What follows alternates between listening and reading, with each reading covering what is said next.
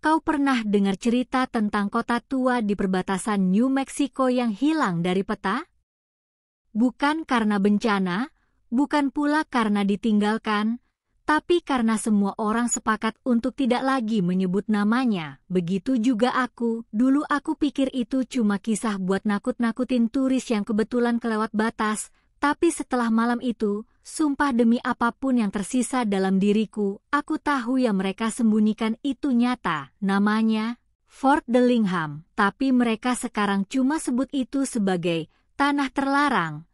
Tempat di mana angin tak pernah berbisik pelan dan matahari selalu tampak tergesa. Seperti ingin segera tenggelam, tahun 2017 aku ditugaskan jadi teknisi pemetaan satelit wilayah Barat Daya, bukan pekerjaan yang luar biasa, tapi saat itu aku belum tahu kalau lokasi surveiku akan membawa aku ke daerah yang tak ada di peta resmi manapun. Semuanya dimulai waktu aku dan partnerku, Steve, nyasar di padang luas menuju utara dari Roswell. Sinyal GPS mulai ngaco, radio statik parah, padahal mobil kami baru, kompas berputar-putar nggak karuan. Steve waktu itu bercanda, ini kayak kutukan Area 51. Tapi versi Kobuya, hehe. Aku ketawa sekilas, tapi ada rasa dingin aneh yang muncul waktu kami masuk jalur sempit, terpencil dan diapit bukit merah kecoklatan. Padahal siang, sinar matahari lumayan terik, tapi rasanya kayak mendadak sore. Seluruh area itu sunyi, aneh banget, nggak ada suara jangkrik, burung, atau angin sekalipun. Pohon kaktus berdiri kaku, kering tapi seperti sedang memperhatikan. Papan tua tertutup debu kami lewati, tulisannya samar, Dillingham, S. 1834. Seketika itu juga Steve mulai berubah, mukanya pucat, matanya kosong, tangannya menggenggam kemudi erat-erat seolah sedang menahan muntah. Aku tanya kenapa, dia bilang, aku dengar tembakan barusan di belakang kita. Aku nggak dengar apa-apa, tapi bulu kuduku meremang parah. Kami terus masuk sampai akhirnya sampai ke jalan tanah lebar, yang di kiri kanannya berdiri bangunan kayu tua khas kota Kobo. Ada salon tua, gereja kecil, pelatuk loncengnya bergoyang sendiri, dan rumah-rumah berdinding gelap yang seperti ditelan abu. Belum sempat kami berhenti, tiba-tiba ada sesuatu menyeberang jalan di depan mobil kami, cepat, dan sepertinya menunggang kuda. Dia berpakaian seperti Kobo, tapi wajahnya kosong hitam legam. Hanya matanya merah menyala. Aku sempat berteriak, rem, rem. Tapi Steve nggak berhenti, dia terus tancap gas seolah tak melihatnya. Aku berbalik, makhluk itu masih ada berdiri diam di tengah jalan, dan waktu mobil kami menjauh, aku dengar suara cambukan di udara, cerak, dan suara kuda meringkik seperti terbakar. Kami akhirnya berhenti di depan sebuah bar tua, nama di depannya hampir hilang tertutup lumut. Tapi aku bisa baca samar, Bloody Spur Salon. Kami turun, dan tanpa sadar kami malah masuk ke dalam bangunan itu. Semua kursi dan meja ditutup debu tebal, tapi gelas-gelas di rak masih ada, utuh dan seperti baru kemarin dipakai. Pintu ayunan di bar itu masih bisa bergerak, tanpa angin, tapi tetap berayun. Aku panggil Steve, tapi dia hilang. Aku cari-cari sampai ke belakang dapur bar itu. Dan waktu aku balik ke depan, sumpah demi apapun yang kudengar, pintu itu tertutup sendiri dengan bunyi cereak yang sangat panjang dan menyeramkan. Lalu, terdengar langkah berat dari atas tangga, dan suara sepatu bot logam menghentak perlahan. Tok, tok, tok. Setiap langkah membuat lantai kayu berderak seperti ingin patah, dan entah kenapa aku tidak bisa bergerak, kakiku seperti tertanam. Aku hanya bisa melihat ke arah tangga, dan kemudian muncul sosoknya, seorang koboh, tinggi besar. Tapi seluruh wajah dan tubuhnya penuh luka bakar, dari hidungnya mengalir darah hitam pekat, topinya hangus separuh, dan dia menggenggam cambuk berduri yang berlumur darah. Kering. Suaranya berat, tapi jelas. Kau bukan orang sini. Kenapa datang sebelum waktumu? Aku tak bisa menjawab, hanya bisa mundur perlahan. Tapi setiap aku mundur, dia mendekat lebih cepat. Langkahnya makin cepat, dan suara cambuknya mulai melengking di udara. Aku lari keluar bar, tapi seluruh kota sudah berubah. Semuanya jadi merah gelap seperti neraka. Kuda-kuda berkerangka berkeliaran dengan api di matanya. Dan sosok-sosok koboi lain muncul dari balik bangunan, semuanya tanpa wajah, membawa senjata api tua dan tali gantungan. Aku lari ke mobil tapi Steve masih nggak ada. Mesin mobil nyala sendiri, radio berisik parah, tapi aku masuk juga karena itu satu-satunya jalan keluar. Di spion belakang, aku lihat Steve duduk di kursi belakang. Tapi mukanya hitam hangus dan matanya hilang. Aku jerit sekuat tenaga, tapi mobil melaju sendiri, melintasi jalanan yang penuh koboi mati, dan saat kami akhirnya melewati papan keluar kota, tiba-tiba semuanya kembali normal. Tak ada kota, tak ada bangunan, hanya padang kosong. Steve sudah tidak ada, radio normal lagi, kompas juga berfungsi. Dari hari itu aku tak pernah temukan lagi koordinat Dillingham, bahkan semua rekaman peta satelit hilang. Satu-satunya bukti adalah cambuk kecil berduri yang kutemukan tergantung di pintu mobil berlumuran darah hitam. Setelah malam itu aku pikir semua sudah berakhir, aku pikir aku berhasil keluar dari neraka koboi yang hilang dari peta itu, tapi ternyata tidak. Kau tahu kenapa aku mulai percaya kota itu bukan sekadar tempat? Karena terkutuknya ikut aku pulang. Aku mulai mengalami mimpi yang sama tiap malam, di mana aku terjebak di jalanan Fort Dillingham lagi. Diikuti oleh suara cambuk berduri yang menghantam tanah dan bau darah yang menyengat menusuk hidung. Sampai suatu malam, mimpinya berubah. Aku melihat Steve berdiri di padang pasir itu dengan tubuh hangus dan mata bolong, mengulurkan tangannya sambil berteriak tanpa suara. Suara cambuk berdentum di belakangnya, lalu tubuhnya tercabik seperti kertas dan aku terbangun dengan dada sesak dan leher lebam seperti dicekik. Setelah kejadian itu aku pindah apartemen, berharap suasananya bisa bantu aku tidur lebih tenang. Tapi justru dari sanalah neraka kedua dimulai. Aku mulai mencium bau asap kayu terbakar di kamar tidurku tiap jam 3.17 pagi, tepat waktunya. Kaca jendela mulai muncul bekas tangan yang menempel dari luar padahal aku tinggal di lantai 3. Suatu malam aku bangun karena ada suara derap kaki kuda di lorong apartemen dan ketika aku mengintip melalui lubang pintu, aku melihat sebuah siluet koboi berdiri membelakangi pintu apartemenku dengan topi lebar dan mantel panjang yang robek-robek. Dari bawahnya menetes darah ke karpet. Aku mundur perlahan, lalu pintu diketuk 3 kali. Deug, Deug, Deug, sudah waktunya, terdengar bisikan serak dari balik pintu, tapi aku tidak membuka. Semenjak itu setiap malam aku mendengar langkah-langkah berat berjalan bolak-balik di lorong dengan ritme lambat seperti sedang mencari pintu yang tepat, sampai suatu malam lorong itu menghilang. Aku bangun, dan waktu aku buka pintu apartemenku, bukan lorong yang kulihat, tapi padang Dillingham lagi, tidak ada dinding. Hanya tanah merah membentang sejauh mata memandang dan langit hitam dengan bulan berdarah tergantung tak bergerak. Angin membawa suara jeritan yang bergema dari kejauhan dan di hadapanku berdiri berblodi spur dengan pintu terbuka lebar dan cahaya merah menyala dari dalam. Seseorang duduk di ayunan kursi depan bar itu. Tubuhnya besar, bertopi koboi, dengan mata merah menyala dan rokok menyala di bibirnya. Suaranya berat seperti parau batu. Kau kembali, karena belum selesai.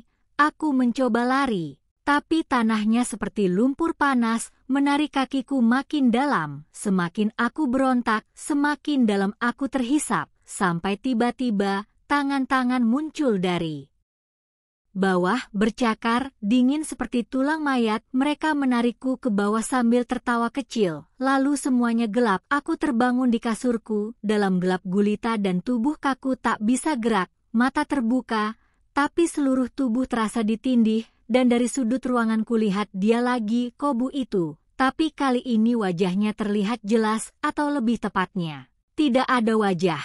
Hanya tengkorak dengan sebagian kulit terbakar dan cacing keluar dari rongga matanya. Suaranya masuk ke kepalaku langsung, bukan dari mulutnya. Kami bukan hantu, kami kutukan. Lalu dia mendekat, dan dengan cambuknya yang menyala api, dia menamparkan ke dinding apartemen dan seketika ruangan itu terbuka seperti kertas disobek. Dan aku kembali di kota itu, di depan kantor sheriff lama yang pintunya terbuka sendiri, seseorang duduk di dalamnya. Seorang sheriff tua dengan dada tertembus peluru dan wajah penuh luka tembak. Kalau kau ingin pergi, kau harus tahu sejarah darah yang mengutuk kota ini. Sheriff itu bicara dengan suara seperti kerikil digerus. Dulu tahun 1861, seluruh kota ini dibakar oleh kobo-kobo bayaran setelah penduduknya menolak ikut membantai suku asli Apache. Karena pengkhianatan itu, mereka semua dibantai lalu dibakar hidup-hidup dan dikubur di sini. Tapi tanah ini tidak menerima mereka. Mereka tidak mati, mereka jadi bagian dari debu, angin, dan malam. Mereka menjadi api di balik senyap padang. Lalu sheriff itu mengulurkan tangannya dan menunjuk ke arah ruang tahanan. Di dalamnya kulihat Steve, dirantai dengan luka cambukan di sekujur tubuhnya, mulutnya dijahit dan dia menggeleng-geleng sambil menangis darah. Seketika suara cambuk terdengar dari atas dan pintu sheriff ditutup paksa. Aku diburu lagi. Langkah-langkah kobau terdengar seperti gema kematian di jalan kayu tua dan suara lonceng gereja berdentang sendiri meski tak ada angin dari setiap jendela bangunan tua. Kepala tanpa tubuh menyeringai, matanya kosong, tapi mengarah padaku. Semua mulai memanggil dengan suara serempak, tinggal di sini, jadi bagian dari kami kau. Juga sudah mati? Aku terus berlari sampai masuk ke bangunan yang mirip sekolah tua, tapi di dalamnya tidak ada murid, hanya meja-meja terbalik dan coretan darah di dinding bertuliskan, yang masuk tak keluar. Kemudian ku dengar suara anak-anak menyanyi pelan seperti paduan suara mayat. Ring around the rosy ashes, ashes we all fall down. Lalu tubuh-tubuh kecil muncul merangkak dari bawah meja, semua dengan wajah terbakar dan mata bolong, berlari ke arahku sambil tertawa cekikikan. Aku lari sekuat tenaga keluar dari sana dan tiba di tempat terakhir, gereja. Di atas pintu tertulis, akhir bukan di liang, tapi di tali. Aku masuk dan mendengar suara lonceng berdentang keras dan seluruh bangunan berguncang. Di depan altar tergantung sosok kobeu yang lebih tinggi dengan mantel panjang hitam dan topi berduri. Tangannya membawa Alkitab terbakar. Dan di lehernya tergantung rantai yang menjulur seperti tali gantung. Suaranya bergema menggetarkan isi kepalaku. Dillingham tak pernah mati, kau pun tak akan. Lalu dia melompat ke arahku dengan mata menyala merah dan cambuk berputar seperti pusaran api, dan terakhir yang kudengar sebelum semuanya gelap adalah suara cambuk menghantam tanah, ceraak. Aku tidak tahu bagaimana aku bisa bangun pagi itu, tapi waktu ku buka mata aku mendapati diriku bukan lagi di apartemen, bukan juga di kota. Aku duduk di bangku kayu yang rapuh di tengah padang tandus Fort Dillingham di bawah langit merah membara dan matahari yang tidak pernah terbit penuh. Tanganku terikat tali kasar yang berdarah di ujungnya, seperti baru selesai dicambuk, dan di depanku berdiri sosok kobau tinggi besar dengan wajah setengah terbakar dan mulut sobek dari pipi ke pipi. Suaranya tidak keluar dari mulut, tapi langsung merayap ke dalam otak seperti suara dari dalam peti mati. Kau tidak pernah keluar, kau cuma dibebaskan agar kau bisa membawa mereka kembali. Aku mencoba berteriak, tapi suara tak keluar. Tenggorokanku serak seperti dipenuhi debu dan pasir. Di sekelilingku berdiri puluhan kobau mati tanpa wajah.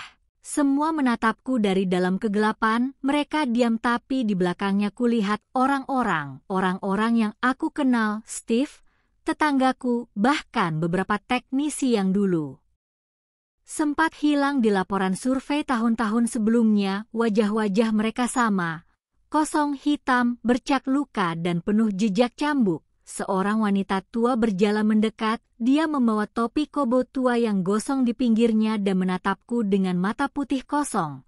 Katanya, "Kau tahu kenapa kau dipilih? Karena kau satu-satunya yang pernah menolak masuk ke kota ini 10 tahun lalu, waktu kau masih muda. Kau lewat rute utara dan memutar, bukan karena tahu, tapi karena takut, dan rasa takutmu memanggil kami." Tiba-tiba tanah di bawahku retak, dari dalamnya keluar asap hitam dan tangan-tangan hangus mencoba menarik kakiku lagi, tapi kali ini tidak untuk menakutiku, tapi untuk menyeretku permanen. Saat itu aku sadar aku sedang diadili bukan oleh hukum manusia, tapi oleh hukum kutukan, di altar kayu gereja tua yang terbakar. Aku dipaksa berdiri dengan tali di leher dan kobo pembawa kitab api membaca hukuman yang tidak tertulis dengan kata-kata melainkan rasa sakit yang mengoyak batin, dari kejauhan terdengar.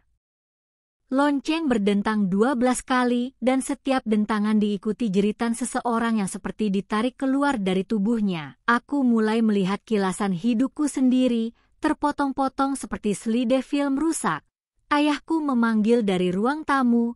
Wajah ibuku menangis saat aku pergi dari rumah. Steve tertawa saat kami masih di kampus. Semuanya dipenuhi suara cambuk yang mengiringi kenangan itu menjadi potongan-potongan horor. Aku mencoba melawan, tapi tubuhku sudah bukan milikku. Aku hanya bisa menatap.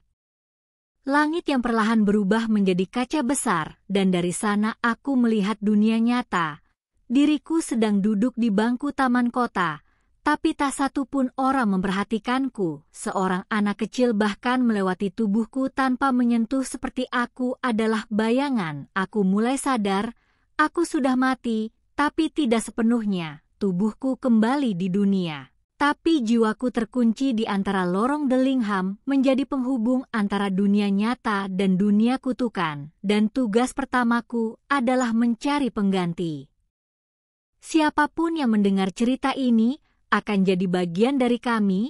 Itu yang dibisikkan kobo tak berwajah sebelum menghilang dalam api dan meninggalkan aku sendiri di lorong kayu yang tak berujung. Saat aku jalan, tiap pintu yang kubuka adalah kamar seseorang di dunia nyata, dan aku melihat mimpi buruk mereka, ketakutan terdalam mereka. Dan setiap kali mereka terbangun dengan keringat dingin, itu karena aku ada di sudut kamar mereka. Dari situlah aku mulai paham, Fort Dillingham bukan tempat tapi gerbang. Kau tak perlu ke sana.